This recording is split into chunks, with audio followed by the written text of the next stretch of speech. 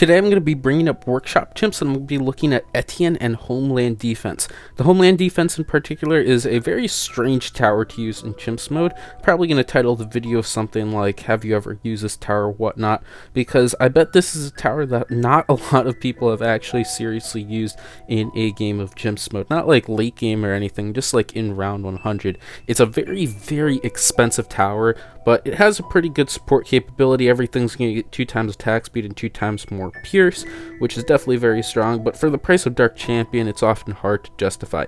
The call to arms is a lot more affordable, and it's pretty good, but today I'm going to be checking out with Etienne, which is a pretty commonly known good combination with the Homeland defense. There's a thing where you famously can use it to get the double UCAV, although now you can do that with just upgrading it at the exact same time, which is pretty hard to pull off. I was kind of testing that around. That was the original idea behind this video, but you cannot use that on a reload last round or a retry, like going home and going back, and I didn't really want to have to bother making something that I could like black border in the late game while still being effective, so I decided just not really to bother with that whole aspect. I do know it exists, and I do know that you can get the double UCAV with Etienne, but because of that case, I'm just not really going to bother with it, because I really like to push and optimize stuff while I'm moving along, instead of having to like plan and root things out to try to like black border a certain section of stuff. So yeah, that's just the whole part with that. So I'm going to be continuing along, just getting Etienne and Homeland defense the regular way with no bugs, and we'll be moving along. But this thing is very, very expensive, so I decided that I'm going to need a good save up, and I'm going to have to start saving up early because I want to get it sooner than later. So I'm going to go for a spiked mines, and then on top of that, I ended up needing a bit more stuff in between. So I had to get a whole dragon's breath and like a Moab glue and some presses and all. It was a fairly optimal run. There were a few things that I could have missed. Mainly, I had some unnecessary motors. I spent kind of a decent chunk on motors that I didn't really have to. So a few things could be fixed here and there. And I believe I ended up buying a whole nother like Moab press before. Or am I thinking of a different run? Let me check real quick.